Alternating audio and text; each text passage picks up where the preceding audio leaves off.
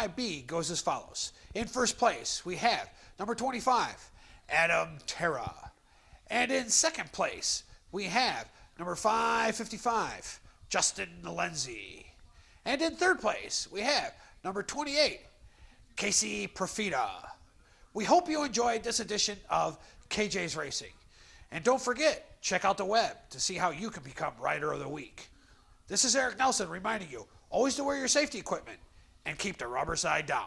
We'll see you next time. Hi, I'm Eric Nelson, and I'm with Dan Holbus.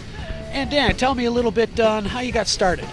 I got started, I rode BMX when I was younger. I rode a lot of BMX, and I got into dirt bikes a little late. I rode 80s and struggled on 80s, got to a big bike, and I rode 125 Junior and 125C, and it took me a while to get going, and then eventually I moved to B class, and I won my first race in B class, and I felt comfortable more on the dirt bike then, and rode B class for 2 years, and got bumped to A class, and here I am, just trying to win races. Haven't really won lately, but I'm doing okay. I'm achieving some of the goals I want to achieve, and just trying to stay healthy.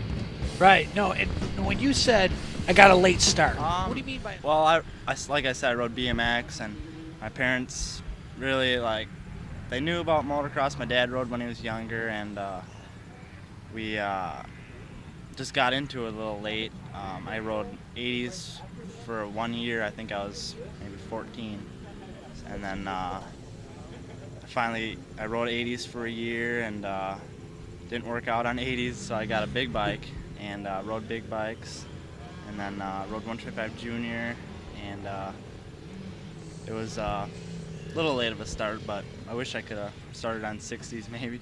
Yeah, no, I hear you. Yeah, my son also started on 60, so it's kind of nice not to go through the 50 stage. Yeah. That was kind of a rough one for all those parents out there that they have to run through the 50 stage. Yeah, you got to do it, but boy, those bikes are just really rough. Yeah. I mean, but yeah, I understand. So yeah, when you say the 80, was it, I find that, is it because you were too tall? I mean, you felt like you were too tall for the bike? Was that the problem with the 80? No, I was always kind of little.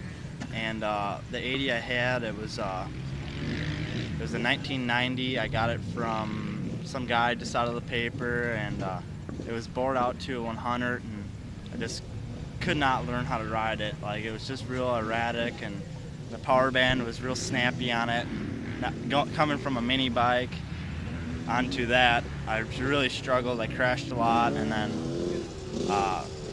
maybe I rode 3 or 4 80 races. And every one I crashed, and they were pretty good crashes. And so the next year I got a big bike. I got a YZ125 from my friend Chase. He gave me a real good deal on it. So I rode 125s, and then Yamaha 125s all the way up until 2005 when I got my first 250F. And that year I was in B class, and I started winning. And then the next following year, they bumped me into A class. Oh, now when I always have to ask this to everybody about crashes. You mentioned crashes. So, what was the worst crash that you've really experienced in your career so far? Last year in 06, I started riding 450s and 250s, Suzuki's, and it was at Lake County Fair. I was doing a lot of racing up to Lake County Fair, and I was riding really good in practice, felt good, and the first heat came along.